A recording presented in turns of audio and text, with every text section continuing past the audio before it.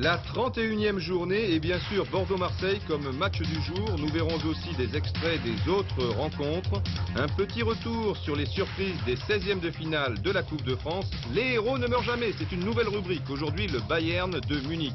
Et puis dans la foulée les meilleurs moments de Bayern-Real de Madrid, demi-finale Coupe des Champions.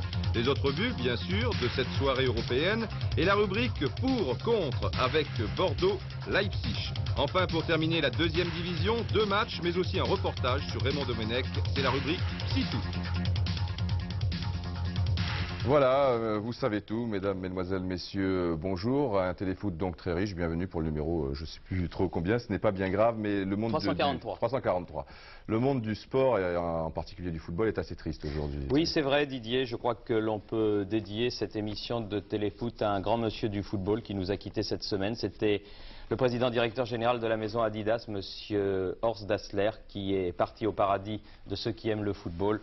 Nous lui dédions donc ce téléfoot et nous allons tout de suite commencer, comme vous l'avez dit Didier, par les surprises des 16e de finale retour de la Coupe de France, avec une bien inconfortable soirée, notamment pour le champion en titre, le Paris Saint-Germain, avec une faute inutile de Janol, là sur Gousset, et un coup franc remarquablement tiré par l'ex-niçois Baraja, en plein dans la lucarne de Joël Bat. Ce sera le seul but de la rencontre, mais il signifie élimination pour le PSG et grande joie pour le public de la Méno, qui n'est pas gâté cette année, il faut bien le dire.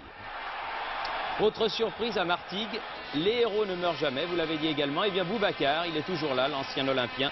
Et c'est lui qui donne à Martin cette balle de premier but pour Martigues face à Saint-Etienne, 1-0. Il est content, Bouba. Et sur ce coup franc de dos, repoussé par le mur, c'est Knayer qui est là le premier, 2 minutes après le premier but. Et Martigues bat Saint-Etienne 2-0. Ce qui nous donnera de jolis 8e de finale, avec notamment, si Bordeaux bat Guignon, un Monaco-Bordeaux qui promet, 2 autres rencontres, Laval-Brest et Lille-Auxerre entre clubs de première division, mais aussi OM-Lyon par exemple, et le petit Périgueux contre Lens.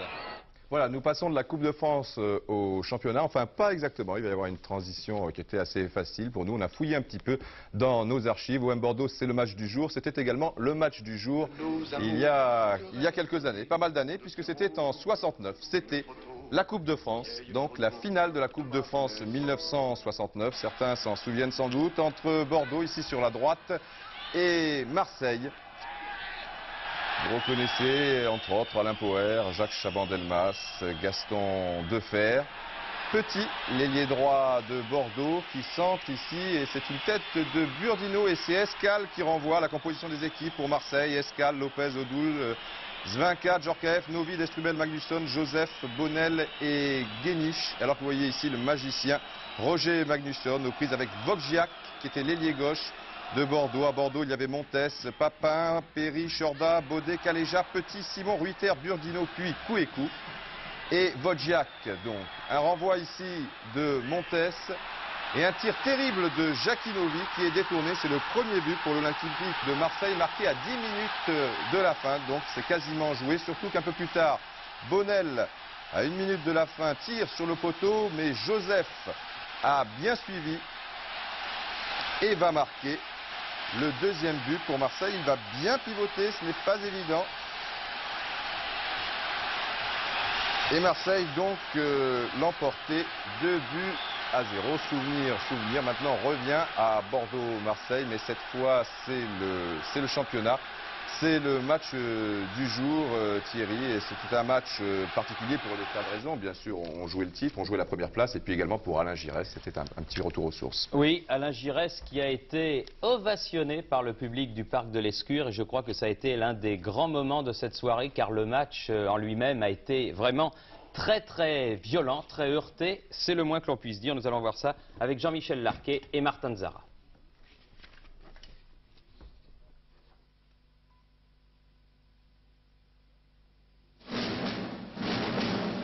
Un match du jour vraiment spécial parce qu'il oppose les 2 meilleures équipes françaises, spécial surtout avec le retour de Gigi en Gironde.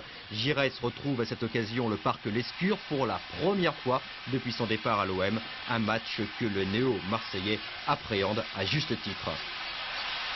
Je ne peux pas dire que ce soit un match comme les autres, mais J'imagine ce que ça peut être, mais sans l'avoir vécu, puisque je n'ai jamais vécu cette situation de revenir jouer à Bordeaux, contre Bordeaux. Et oui, Bordeaux ne l'a pas oublié, ses amis sont venus l'accueillir à l'aéroport, un geste qui l'a énormément touché, malgré, il est vrai, l'importance de ce choc. Ce match à Bordeaux, Giresse a même hésité à le disputer.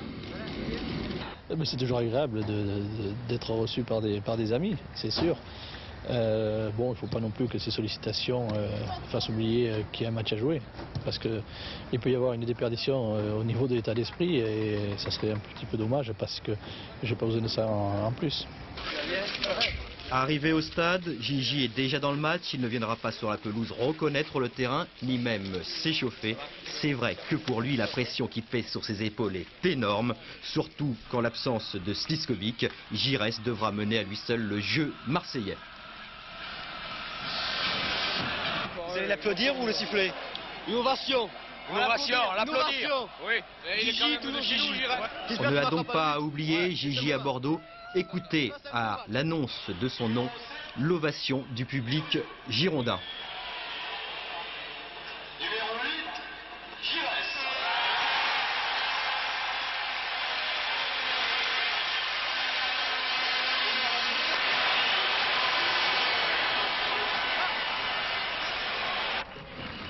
Bordeaux-Marseille, le choc, sans round d'observation et le chaos parfait réalisé par les Girondins en moins d'un quart d'heure. 5e minute, corner tiré en 2 temps, Farjon s'efface devant le centre de Roche, les Girondins mènent 1-0. Au ralenti, c'est bien Farjon qui de la tête dévie la trajectoire du ballon.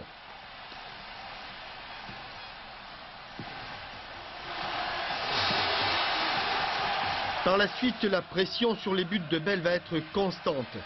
À nouveau, centre de Roche, Vujovic manque la reprise et Bell doit jouer les libéraux pour colmater les brèches. Toute l'équipe de Girondins va continuer à se ruer à l'attaque et Garnotror va même tenter sa chance de loin. Un Garnotror que l'on va bientôt retrouver, mais pour d'autres raisons. Entre-temps, les Girondins vont doubler la mise, coup franc de Tigana, tête smatchée de René Girard. L'Olympique de Marseille ne va jamais se remettre de cet impressionnant début de match des Girondins. À la 22e minute, les deux équipes vont se retrouver à 10 contre 10. Roh, déjà averti, tacle trop sèchement Alain Giresse. Diallo vient au secours de son numéro 8. Résultat du duel, Roh et Diallo vont prendre leur douche avant leur coéquipier. Les Girondins ne vont pas être perturbés par cet incident, ils vont même déployer des mouvements en triangle de toute beauté avec René Girard et les frères Vujovic. Tout comme ils avaient entamé le match, les Girondins vont attaquer la seconde période avec ce tir dans un angle fermé de Zlatko Vujovic alors que Farjon est seul dans l'axe du but. À la 25e minute, Bordeaux va encore augmenter son avance. Au départ, José Touré. Un ballon qui va arriver à Spech, puis sur la tête de Vujovic en retrait pour José Touré qui d'une frappe en rupture loge le ballon pour la 3e fois dans le but de Joseph-Antoine Bell. Les Marseillais vont réagir timidement par Loré, mais ce sont encore les Girondins qui vont terminer les plus forts avec l'apport d'un Jean-Marc Ferreri rentré en cours de match.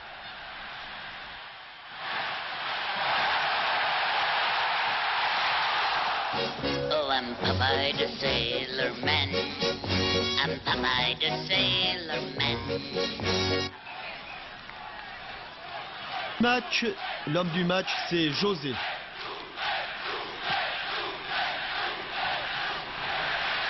Et oui, José Touré n'a pas tout réussi dans cette rencontre. Et quand il a un peu déchiré, comme ici sur cette reprise, il l'a pris avec bonne humeur. Il a été de tous les bons coups et avec Joseph-Antoine Bell, ils ne se sont pas fait de cadeaux. Visiblement, cette soirée, José avait oublié ses malheurs et sa blessure.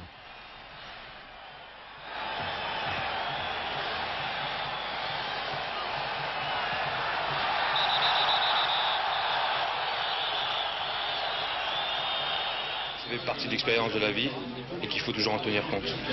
Pour José Touré aujourd'hui et les Girondins, c'était un grand match. Un match vous avez pris comme une mise au point après, je dirais, la déconvenue ou l'accident de Leipzig. C'était un match important parce que nous avons prouvé à travers cette victoire que moralement nous étions toujours sur les rails et que nous ne cherchons pas ce qu'il y a autour de nous, mais nous essayons de regarder devant. C'est le plus important. On a retrouvé un José Touré ondoyant, imprévisible, et pour finir en beauté, il a réussi ce but tout en finesse. Hier, entre Touré et le ballon, on pouvait parler de feeling.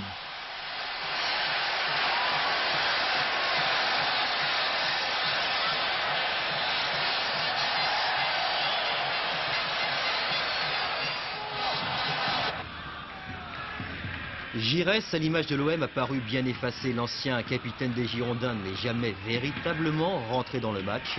Mais c'est vrai que le marquage plus que physique de Gernot Rohr dans les premières minutes a prouvé l'importance de l'enjeu. Giresse n'a pas été ménagé. Vraiment aucun cadeau de la part de ses anciens coéquipiers. Après la double expulsion de Rohr et de Diallo, c'est Jean Tigana, comme au match aller à Marseille, qui l'a suivi pas à pas. Et Giresse s'est créé une seule et unique occasion sur ce coup franc en fin de rencontre alors que Bordeaux mène déjà 3-0. Mais si Gigi a déçu à Bordeaux, Marseille l'a fait également.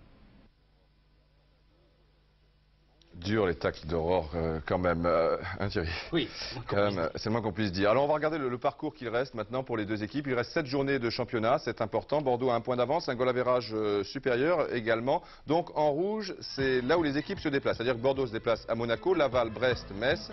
Marseille se déplace à Nantes, Nice, PSG, Monaco. Fin de parcours très délicate donc pour Marseille. Les équipes reçoivent 3 fois, se déplacent 4 fois. Pour les pronostics, eh bien, c'est à vous de voir. On enchaîne immédiatement avec Metz-Toulouse. Là encore, un match de géant, mais là, on ne joue pas la première place. On joue pour une place de la Coupe de l'UEFA. Nous allons voir tout cela avec Yves Kufferminck. Un beau match, je crois, Yves. Pour espérer disputer la saison prochaine une Coupe d'Europe, le FC Metz devait absolument battre Toulouse, sans doute le plus sérieux prétendant à cette Coupe de l'UEFA. Une belle affiche, 15 000 personnes, beaucoup d'ambiance, tout est réuni pour un bon spectacle. Et après une courte période d'observation, c'est Metz qui se crée la première occasion à la 13e minute sur ce tir en 2 temps de Carlos Lopez qui passe au ras du poteau de Bergerot. Toulouse, qui visiblement est venu chercher un nul, se contente de rapides contre-attaques. Ça aurait pu payer à la 19e minute sur cette action de Pierre Espagnol. Stopira laisse intelligemment passer pour Tilly qui malheureusement pour les Toulousains tire au-dessus. Dommage pour Toulouse, c'était la seule véritable occasion du match, car les 70 minutes qui restent à jouer sont entièrement à l'avantage des Lorrains, qui auraient mérité d'ouvrir la marque à la 40e minute sur ce centre de Michiche, reprise de Zégné.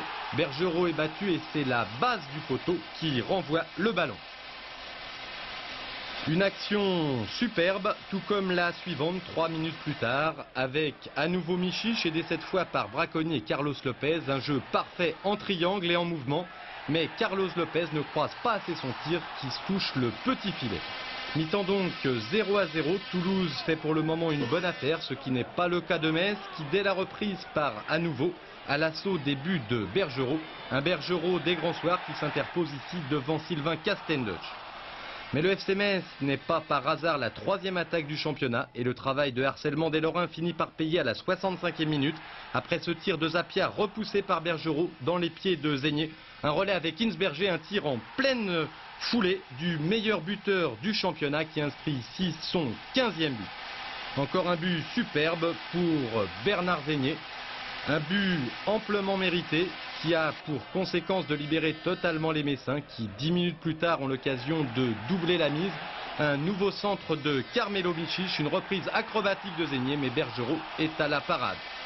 Ça chauffe pour Toulouse qui ne peut que retarder l'échéance car ce deuxième but, les Lorrains vont le marquer 2 minutes plus tard. Un contre de Carlos Lopez qui sert au millimètre Carmelo Michiche et ça fait donc 2-0.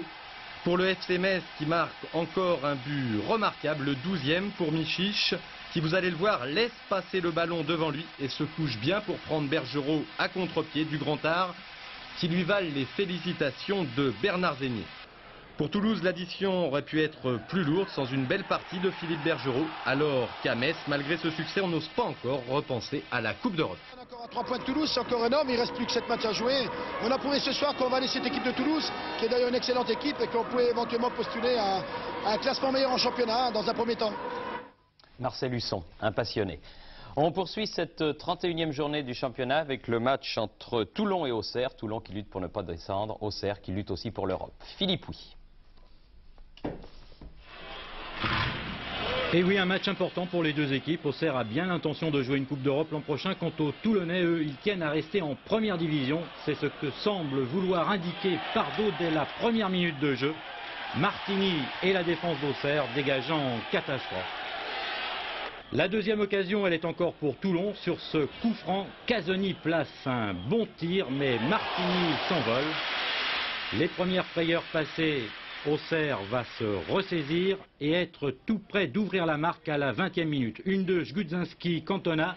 Gudzinski marche sur le ballon, Cantona lui a bien suivi, mais la balle est contrée sur la barre et Borelli est tout heureux de récupérer ce ballon devant sa ligne. Mais ce n'est que partie remise, 44e minute, une longue ouverture de Prunier, un centre de Vailleroy et une reprise magistrale de Bernard Ferrer. 1-0 pour Auxerre. Un but superbe, beau centre de Vailleroy dans la course pour le pied gauche de Ferrer. Michel Vautreau lui a passé 45 minutes tranquille. Il lui faut bien ça avant d'arbitrer le prochain Real Bayern. En deuxième période, Roland Courbis fait rentrer Victor Ramos. Là, il a une première balle qu'il a un petit peu cafouillée et Martini s'est saisi du ballon sans problème. La première tentative de Ramos est donc ratée, la deuxième sera la bonne. Mendy pour Vernet, contrôle de Dominguez et le premier sur le ballon, c'est Ramos. Martini est battu, 1-1 et un but qui va donner une nouvelle confiance aux Varois. Les Toulonnais dominent la fin de la rencontre et là il s'en faut de quelques centimètres qu'il ne marque un deuxième but sur ce tir superbe de Vernet qui atterrit sur la transversale. Ensuite Martini la jongle un petit peu, mais enfin il s'en sort bien. Martini va avoir encore quelques frayeurs à la dernière minute sur ce coup franc. Dominguez prend bien le ballon de la tête, mais il passe à quelques centimètres des buts d'Auxerre. 1-1 donc entre Toulon et Auxerre avec une rentrée remarquée, celle de Ramos. Ça fait 3 mois que je ne jouais pas. Mon dernier match c'était contre Bordeaux le 21 décembre dernier. Je crois que bon, je suis content parce que j'avais un peu peur pour ma blessure.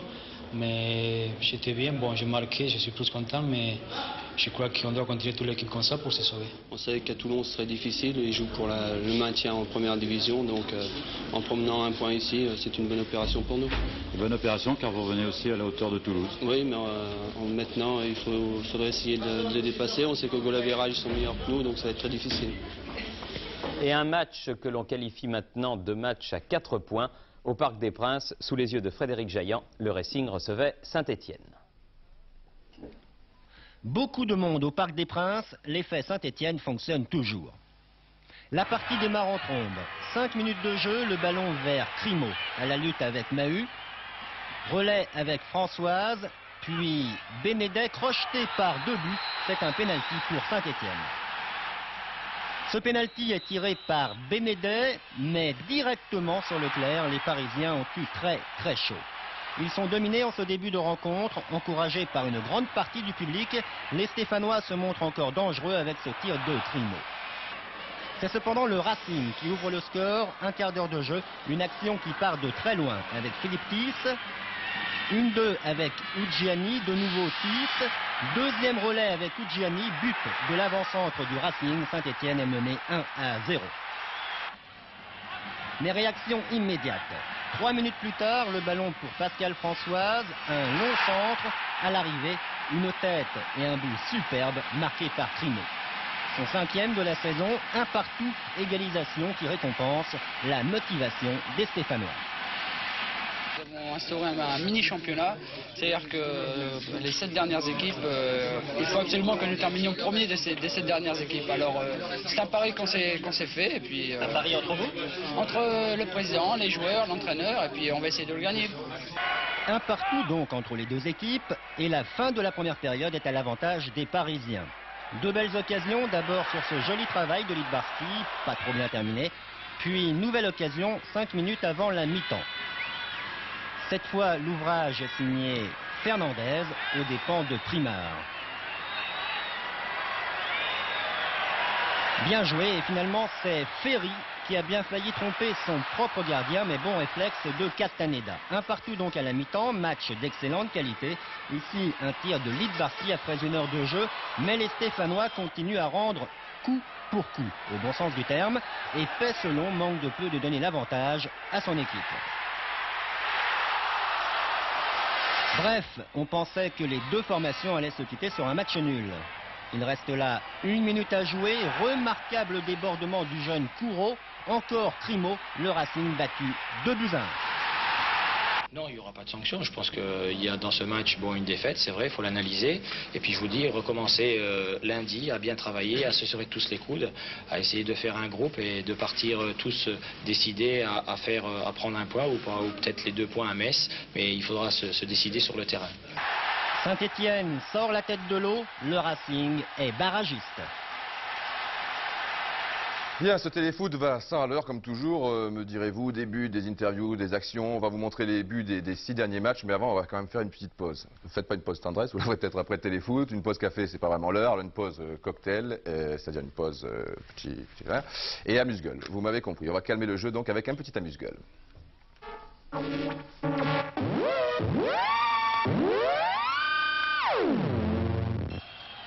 Alexandre, le célèbre avant-centre des Globetrotters, arrive à grandes enjambées, se dirige vers le but adverse. Superbe couverture de balle. Attention, il va frapper. Tout le monde croit qu'Alexandre, qui s'est trouvé maintenant en position idéale de conclure, va frapper du pied gauche. Et bien non, au tout dernier moment, il va frapper cette balle du pied droit et conclure. C'est l'amuse-gueule d'aujourd'hui. Regardez, vous allez tout comprendre. Lors d'un Bordeaux-Bilbao en Coupe d'Europe, le Basque Julio Salinas, vous allez le découvrir, il a pas mal de retard sur Battiston, il va le rattraper ce retard, mais enfin l'important c'est que s'il frappe du pied droit, et tout porte à croire qu'il va le faire dans cette position, il sera, on peut le dire, inéluctablement contré par Dropsy. Il va frapper du pied droit, c'est évident, il va être contré, pas du tout. Extérieur pied gauche, Dropsy est battu. Maintenant, lors d'un Stuttgart-Hambourg en Bundesliga, c'est Algover, ici en possession du ballon. Pied gauche, maintenant il va le porter du pied droit. Il lève la tête, là c'est évident, il va frapper du pied gauche. Eh bien pas du tout, au tout dernier moment, extérieur, pied droit. C'est finement joué et j'apprécie beaucoup l'attitude du Listein, très fataliste. Il n'insiste pas vraiment. Ici, lors d'un match Tours-Châteauroux il y a 3 ans, regardez Desrutins, c'est évident, à la sortie il va frapper du pied droit. C'est encore plus net un peu plus tard. Il arme, eh bien pas du tout, il laisse le ballon continuer un petit peu et au dernier moment, extérieur du pied gauche, c'est pratiquement dans la lucarne. Vous vous souvenez sans doute du but de Boniek sur cette passe de Michel Platini lors de Manchester United Juventus, mais vous n'avez peut-être pas apprécié sur le moment cette action à sa juste valeur.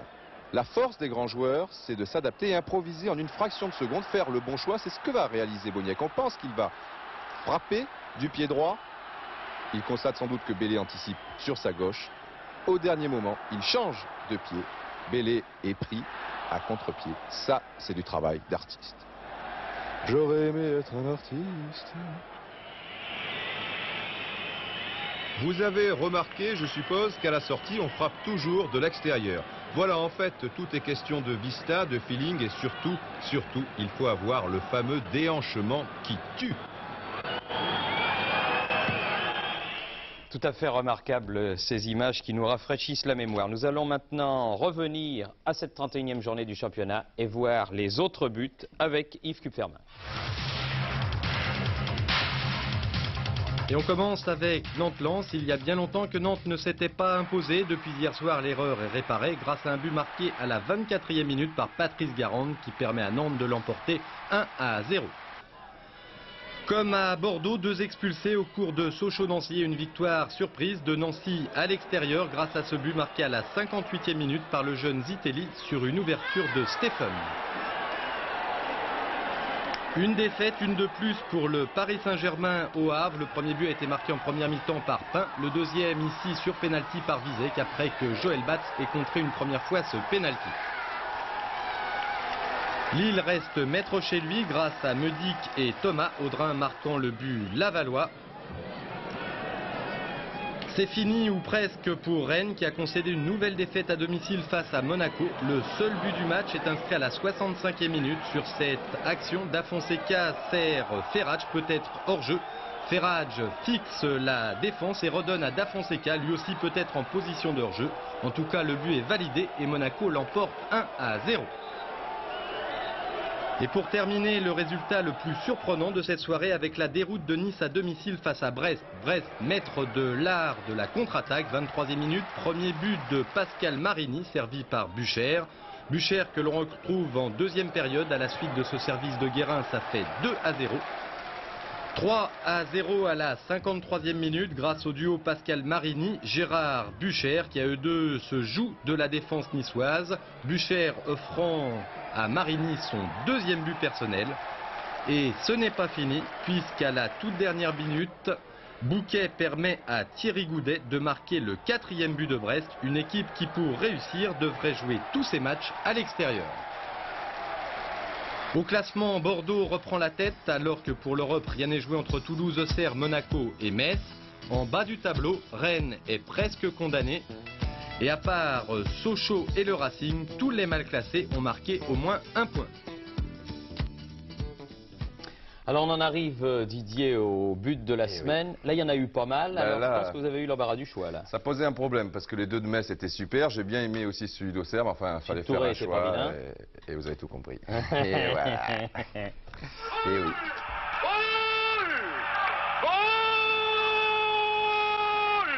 Eh bien, il s'agit du but de José Touré. Tout d'abord, Touré va avoir le flair. Il va se placer en embuscade sur cette relance de Léonard Specht. Erreur en revanche de la défense marseillaise. Ils seront deux pour contrer Vujovic et donc ils oublieront José Touré. Apprécié au passage, Vujovic, c'est lui qui va reprendre ce ballon de la tête. Juste en arrière, il a vu José Touré. Mais attention, Touré amortit une première fois. Il n'est pas sur ses bons appuis. Il ne peut pas tirer dans cette position. Alors il va pivoter sans toucher le ballon. On pense qu'il va toucher. Non, pas du tout. Maintenant, il est déjà sur ses bons appuis. Regardez.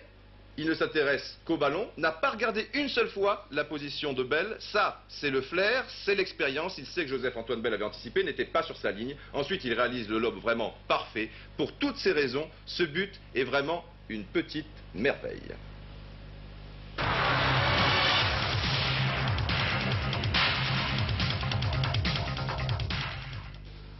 Ah, mes enfants, quel but! Et pourtant, quel gardien!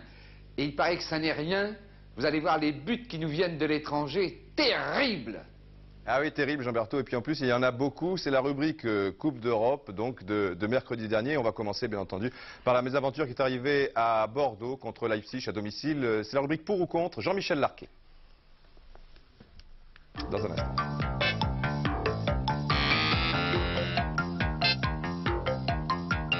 Coup de massue sur Tigana et ses coéquipiers à la fin de ce match Bordeaux-Leipzig. Une domination territoriale incontestable, mais au terme de cette rencontre, une défaite qui hypothèque l'avenir européen des Girondins. Pourtant, au début du match, tout comme après le repos, les Girondins, en imposant un rythme élevé, ont tenté de faire main basse sur le match. Leipzig fut à ces instants à deux doigts de craquer. Mais l'équipe allemande a joué au parc Lescure exactement comme le font les Girondins à l'extérieur, avec leurs qualités et leurs défauts. Articulés autour de l'axe central Baum-Müller, les Allemands n'ont pas quitté leur zone défensive. En quadrillant le terrain, ils ont évité de laisser des espaces libres aux attaquants girondins en général, à Zlatko Vujovic en particulier.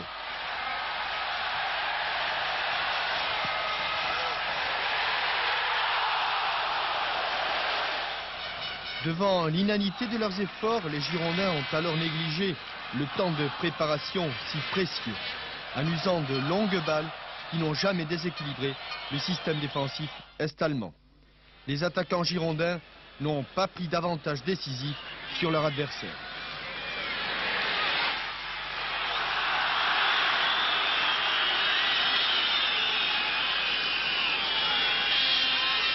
La technique, c'est aussi le reflet d'une certaine fraîcheur physique. Par précipitation, Farjon, si adroit habituellement dans le jeu de volée, échoue dans sa reprise. Et pratiquement dans la foulée, José Touré ne se positionne pas bien devant le ballon, il enlève trop. Les Girondins craignaient Et ils n'ont pas eu tort, un manque de spontanéité dû à un calendrier très chargé. Ils avaient raison. Plusieurs fois en position favorable, ils n'ont pas eu ce petit dixième de seconde permettant la mise en place de leurs jambes d'appui, la mise en équilibre et en conséquence le cadrage des tirs déclenchés pourtant en position favorable. L'avenir, il est bien sûr hypothéqué par ce but de Bredo, mais les Girondins ont déjà prouvé par le passé qu'en Coupe d'Europe, ils étaient capables de réussir d'excellents résultats à l'extérieur.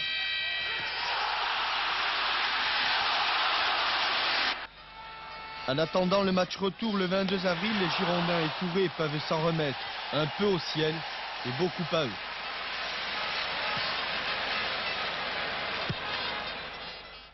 On verra, et de toute façon, nous allons rester dans le domaine de l'Europe avec les autres rencontres de cette soirée de mercredi, qui était la soirée allée des demi-finales pour l'année 1987.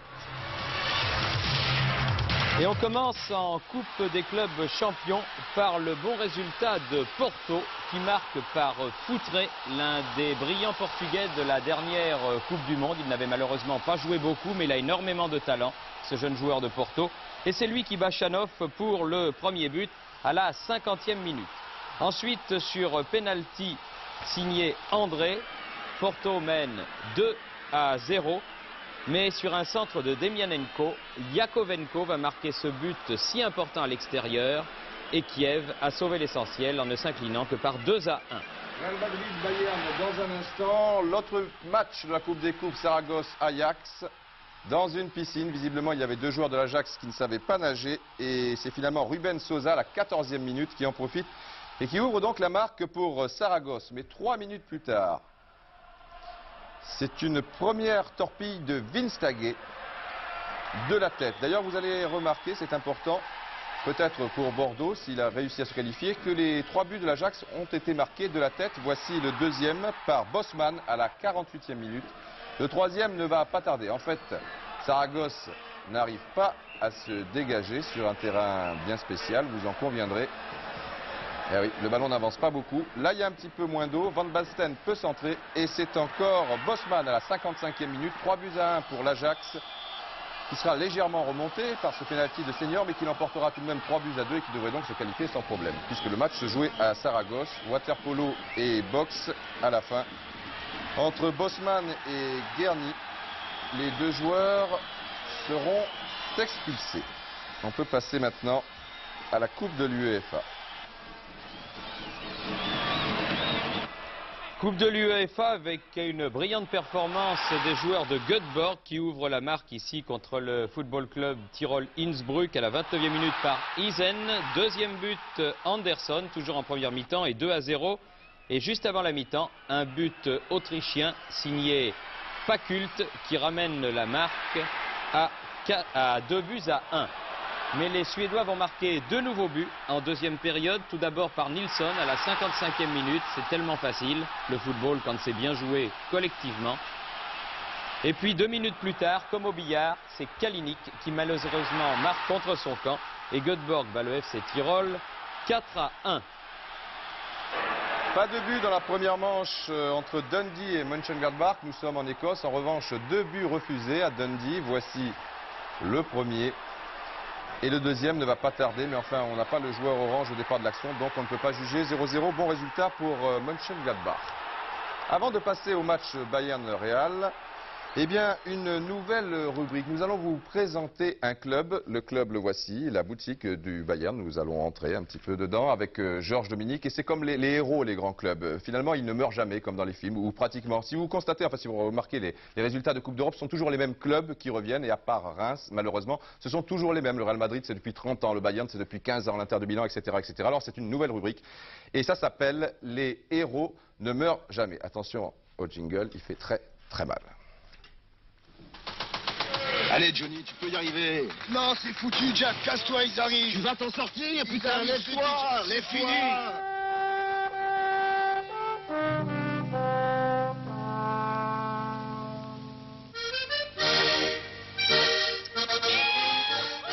Sous le toit du Bayern, une vitrine incomparable. À commencer par ce ballon d'or, c'est la Coupe intercontinentale, le titre de champion du monde des clubs.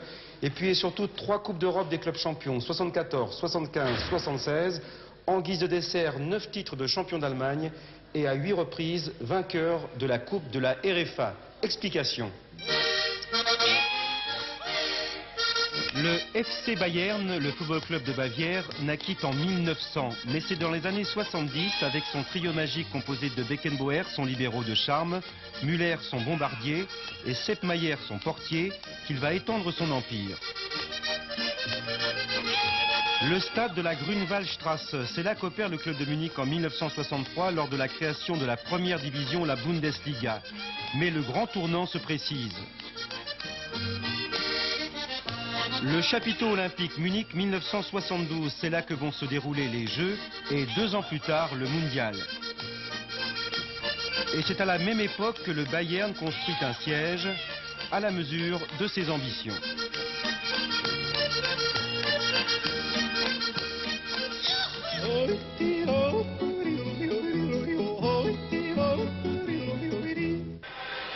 Cette semaine, face au Real de Madrid, les Rouges bavarois disputaient leur 144e match de Coupe d'Europe. Lothar Matthäus va tirer un penalty et plonger dans la liesse les 75 000 spectateurs de l'Olympia Stadium. Gérard Rouillet et son vice-président Charles Tallard sont muets d'admiration. Pub, TV plus entrée spectateur, 3 milliards de centimes de recettes, record battu en RFA. Le docteur Scherer, président du club et professeur d'université, n'est pas mécontent, car ici, plus que chez nous, un sou est un sou. Vous allez tout de suite comprendre pourquoi. Est-ce que c'est comme chez nous en France, vous vivez grâce à l'argent de la ville ou du département ? Non, en Allemagne, les clubs professionnels doivent subvenir à eux-mêmes. Ils n'ont pas la moindre subvention. Pas le moindre centime de la ville, non, seulement les sections amateurs.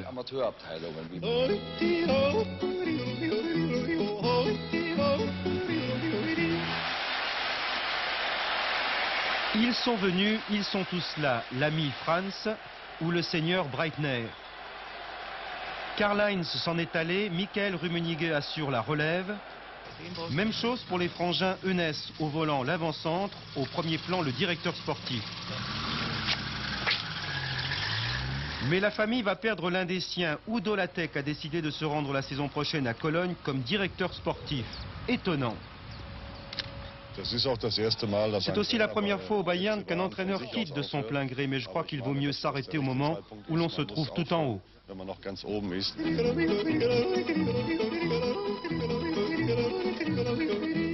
C'est d'abord une infrastructure favorable avec le grand stade olympique qui contient 75 000 spectateurs. C'est le fait qu'autour de 200 km, il n'y a aucune concurrence, aucun autre club de Bundesliga. Et en plus, et c'est peut-être le plus important, c'est une gestion très sage de la part du management, notamment du manager Uli Hoeneß. Le manager qui ne déteste pas assister aux facéties de son guignol de service, Jean-Marie Pfaff.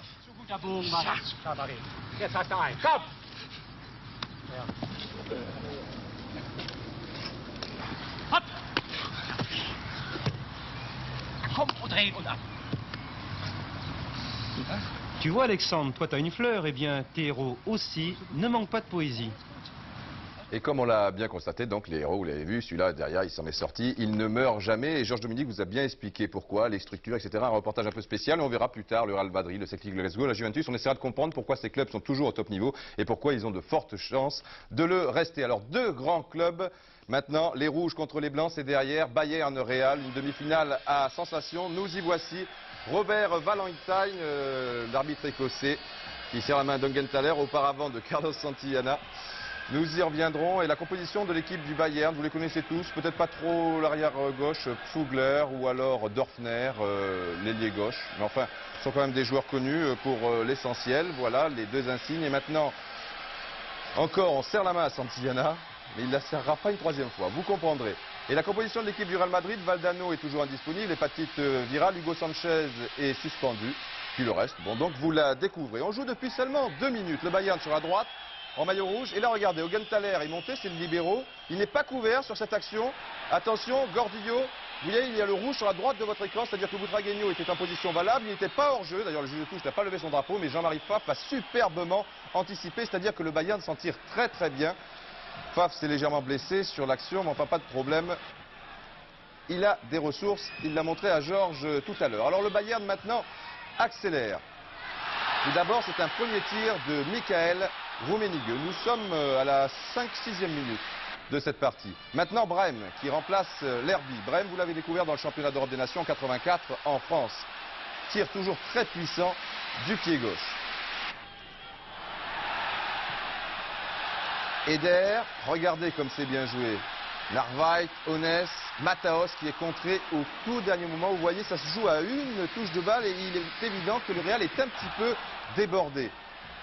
Là aussi, ça va aller vite. Dörfner, Augenthaler, Dieter Ones, Augenthaler, Dörfner, enfin Augenthaler. Tout cela à une touche de balle. Augenthaler a juste contrôlé avant de tirer. C'est superbe. Et au ralenti, vous allez constater que le ballon passe entre les jambes de Sanchis. Il faut toujours évidemment un petit peu de réussite. Après 10 minutes de jeu seulement, le Bayern mène 1-0 contre le Real Madrid. Le Real Madrid qui se crée quand même une petite occasion, toujours avec Butragueño. Cette fois, il a pris le meilleur sur Pfaff, mais Pfugler est bien revenu. Léo Benaker qui ne tient pas en place, il ne peut pas rester un match assis les 3 quarts du temps, il est debout. Encore un tir terrible, ici vous allez voir que Bouillot, le gardien madrilène, est excellent. C'est encore lui, à la suite de ce centre, qui intervient. C'est encore lui qui anticipe bien sur cette accélération de Pfugler.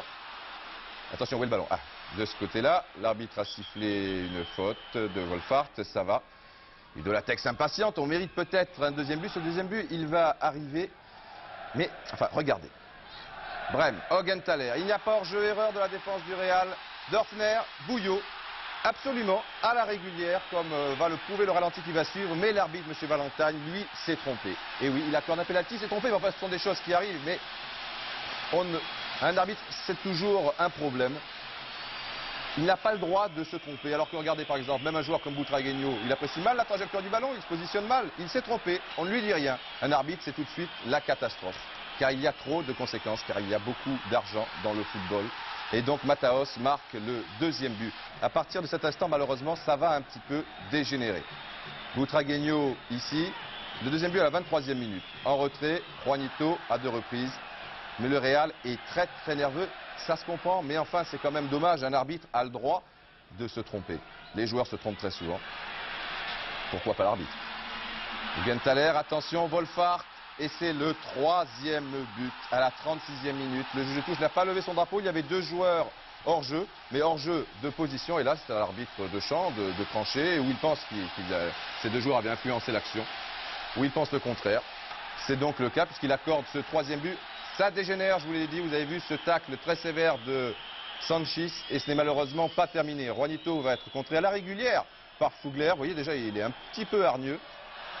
Attention, c'est Chendo, là il y a une faute de Mataos, c'est vrai, c'est dur, c'est indiscutable. Chendo veut se faire justice et regardez Juanito, il marche sur le dos de Mataos et maintenant il lui marche en plein visage. Une oreille en moins, comme à la corrida.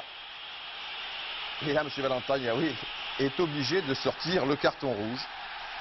Juanito est expulsé à la 38e minute, 3 buts de retard. Mataos va se faire soigner et à 10 contre 11, ça se présente très très mal pour le Real qui perd les pédales. Et pourtant à la 45e minute, petite erreur, là, et finalement Gordillo pour Butragueño, l'air de rien, petit tir, de rien du tout, mais qui vaut cher, 3 buts à 1 à la mi-temps. Donc tout est encore possible, mais il va falloir tenir. 45 minutes à 10 contre 11 devant des Bavarois déchaînés. Regardez comme ils sont énervés en plus les Espagnols. Vous voyez Sanchis ici, boum, comme il renvoie le ballon à Valentine. Le Bayern donc qui en profite, Narvaez, l'arrière droit, est libre. On joue la défense, Wolfhard, et là, coup de théâtre, une main de Minot. Et oui, il avait vu dans son dos Dieter Ones, il a vu qu'il était battu aussi, il a eu une mauvaise réaction, évidemment. Nous sommes à la 52e minute, but de Mataos. Regardez au ralenti, attention, regardez bien le gardien de but. Bouillot, c'est intéressant, voilà, il veut influencer Mataos. Il fait mine de partir à gauche, il part à droite, mais Mataos a suivi sa première idée. Donc 4 à 1. Une occasion pour le Real ici avec Sanchis, qui avait qualifié le Real le tour précédent, de la tête également contre l'Étoile Rouge de Belgrade. Et regardez, ici une belle faute de Minot sur Augenthaler. un carton jaune. C'est évident. Monsieur Valentine va le sortir. Un peu plus tard, Minot sur Wolfart. Là, ça paraît dangereux, mais ça ne l'est pas. Et vous allez voir sur le ralenti qui va suivre, il joue le ballon. Il est simplement un petit peu en retard, un poil. Vous voyez, la jambe n'est pas très haute, au ras du gazon. Simplement, il avait eu un avertissement avant, c'est sévère, à mon avis, là, monsieur Valentine. C'est le deuxième carton rouge. Ça veut dire que Minot est expulsé. Ça veut dire, alors qu'il y a un changement ici, évidemment, on fait rentrer un défenseur à la place de Santillana, qu'à la 72e minute, on joue à 9 contre 11. Augenthaler, Chendo qui sauve sur la ligne. Une deuxième reprise et finalement, nous en resterons là.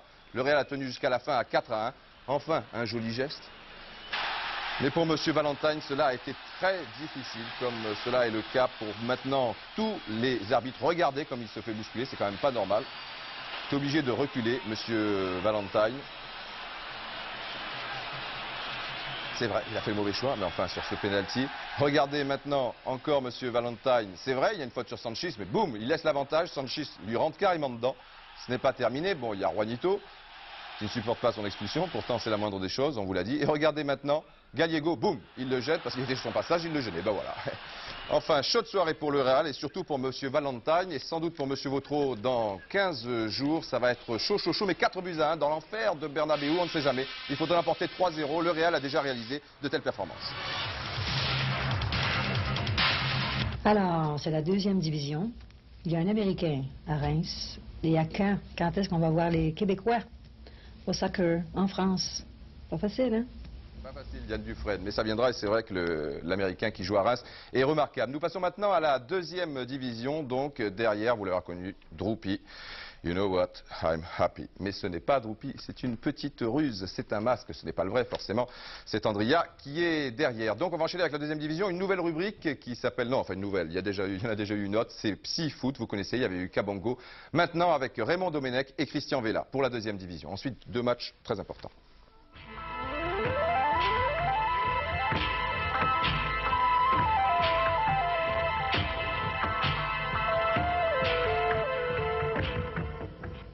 C'est bien connu, dans la vie, il y a des réputations que l'on mérite et d'autres que l'on subit. Raymond Domenech semble faire partie de la seconde catégorie. C'est donc l'histoire de ce grand méchant doux que je vous propose maintenant en quelques minutes, à grands coups de godasse, mais aussi avec quelques coups au cœur. Alors, en route maintenant avec Raymond Domenech. J'ai ce souvenir de Nice, ça s'est passé d'une manière assez bizarre, j'avais taclé Loubet. Bon, il s'est relevé, il a fait 10 mètres, il a fait semblant de me frapper, il s'est écroulé une deuxième fois. L'arbitre était arrivé, était très théâtral encore, avec son carton, il m'a mis un carton jaune. Ça s'est passé, on est venu soigner cet attaquant sur le terrain. Le président de Nice est rentré sur le terrain, je m'étais replacé à ma place tranquillement. Et il a dit à l'arbitre, si jamais vous ne sortez pas Domenech, je sors mon équipe du terrain. Tout d'un coup, j'ai vu l'arbitre se tourner vers moi, faire 20 mètres, arriver, sortir le carton rouge et m'expulser. Raymond Domenech, on se souvient surtout de vous comme d'un dur. Est-ce que vous vous rendez compte que vous aviez mauvaise réputation? Oh, c'est évident, j'ai fait plus que m'en rendre compte. Je l'ai cultivé, je l'ai favorisé, j'avais une épaisse moustache. Je dis toujours, quand les gens me posent cette question, quand je rentrais sur le terrain, il y avait 50% du travail qui était fait au niveau de l'impression que je pouvais donner à l'adversaire. Je ne vois pas pourquoi je m'en serais privé. En tant que joueur, mon travail c'était de défendre, d'empêcher que les adversaires s'expriment. Vous vous rendez compte aussi que vous étiez le casseur, on disait que vous faisiez mal. Oui, on dit beaucoup de choses.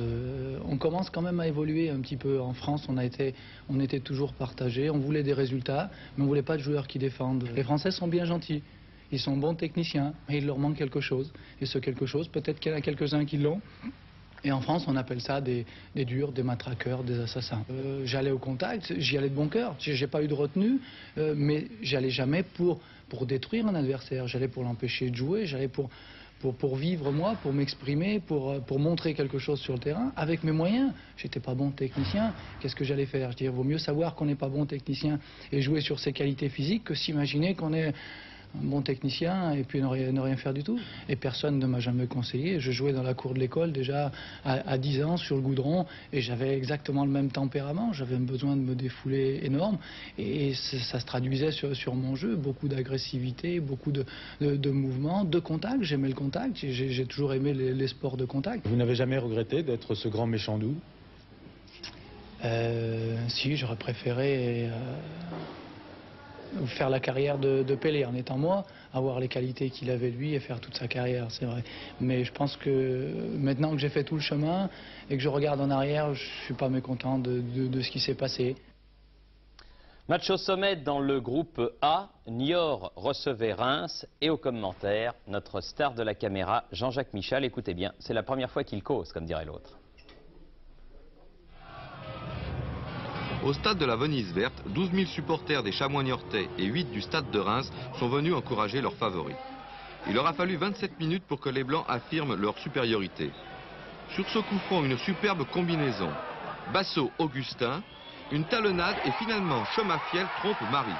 1-0, ce sera le score à la mi-temps. À la reprise, Reims accélère. On notera entre autres ce tir de Ganetta. Après cette étincelle rémoise, Niort reprend le contrôle du match. Suite à cette tentative de Lafont, c'est à la 67e minute qu'Augustin centre sur la tête de Gladine qui trompe Marie pour la seconde fois. Reims essaiera de sauver l'honneur, mais à ce tir de Bertolino repoussé sur la ligne, Gladine seul ne pourra aggraver la marque. Niort en première division sans doute, mais Reims encore qualifié en coupe a hier soir perdu le Niort. Niort donc vainqueur, à nouveau 6 points d'avance sur Caen, tenu en échec à Angers. Mulhouse, tenu en échec en Alsace par Guingamp, est à 7 points. Reims à 12 points, voit s'envoler les barrages. Saint-Dizier, Amiens et le Red Star, respectivement battus à domicile par Orléans, Tours et Dunkerque, s'enfoncent vers la 3e division. Et dans le groupe B, avec Philippe Huy, nous suivons Lyon qui jouait un match difficile à Istres. À 15 h hier, les Lyonnais ont bon espoir de rester en tête de leur groupe. À 15 h 15, cet espoir en prend un sérieux coup. Tête de Mogis pour Fauché qui résiste à Ave. Ensuite, le ballon passe sous les bras de Topalovic. 1-0 pour Istres. On attend bien sûr une réaction des joueurs de Nouzaré. Eh bien, c'est le contraire qui se passe. La Goupil a trop croisé son tir et 4 minutes plus tard, c'est Topalovic qui sauve les Lyonnais. En deuxième période, les Lyonnais ne vont pas être vraiment meilleurs qu'en première. Tout juste auront-ils une occasion avec ce tir de Priou bien arrêté par Simonella. Résultat final donc 1-0. Et ce n'est pas cher payé, les Istréens ayant eu les occasions les plus nettes. Jay Pascal lui se demande encore comment il a fait pour ne pas marquer. Il peut se faire mal là, avec le poteau.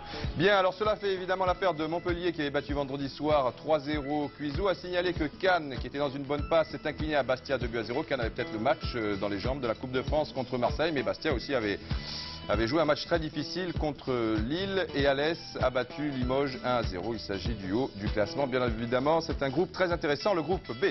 Maintenant Thierry, on va conclure rapidement avec la grille du loto. Oui, la grille du loto avec pas mal de victoires à l'extérieur, notamment celle de Saint-Étienne, celle de Nancy, celle de Brest. Tout ça n'était pas tellement évident. À votre avis, il y aura des gagnants à 16 ?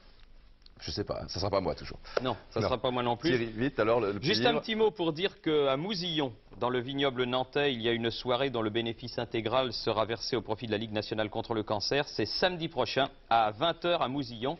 Et puis un livre qui retrace l'histoire du Havre Athletic Club aux éditions Horvat. Je ne sais pas si on peut le voir d'un petit peu plus près. Solange, voilà, allez. Solange va nous le montrer. La préface est du président actuel du Havre, Jean-Pierre Hureau, et c'est Didier Leclerc et Pascal Lachaud-Florentin qui ont fait ce livre aux éditions Horvat. Thierry, pour terminer, le générique, une image un petit peu spéciale qui va quelque part nous rassurer. On va vous expliquer pourquoi. A priori, elle n'a pas vraiment l'air extraordinaire. On a le générique dessus. Regardez, bon, c'est le fameux but de José Touré. Vous allez voir la réaction de Joseph-Antoine Bell à la suite de ce but. Dans un premier temps, il en veut un petit peu à Bad qui aurait peut-être pu mettre la main ou essayer le pied droit. Alors il se dirige vers lui, énervé. Il va crier, il va pas le frapper. Non, ça y est. Joseph-Antoine redevient lucide. Après tout, ce n'est qu'un jeu, ce n'est qu'un sport, ce n'est qu'un but. Tout cela n'est pas bien grave, mon petit Jean-Pierre. Tu restes mon ami. Il tombe dans les bras de Jean-Pierre Bad. Et il rit. Et il rit. Je trouve ça une image fantastique. Maintenant, le football de haut niveau est dans les matchs. On l'a vu avec Bordeaux, on l'a vu avec Bayern Real, on le voit dans tous les grands matchs. Thierry se joue dans une ambiance assez détestable. Il y a encore des gens comme Bell. Ça me rassure. Et quelque part, je trouve que c'est une image d'espoir que ce rire de Joseph-Antoine Bell. C'est vrai que le football, on a trop tendance à l'oublier. C'est d'abord un jeu. Voilà. Bon dimanche, mesdames, mesdemoiselles, messieurs. Bon Paris-Roubaix. Et puis ce soir, vous n'oubliez pas le premier Grand Prix de Formule 1 avec Giraud-Rosinski à 6 h moins le quart sur TF1. Bon après-midi, bon dimanche. Bonne semaine et à dimanche prochain pour un autre Téléfoot. Ce sera donc le 344e numéro de Téléfoot. Merci à vous.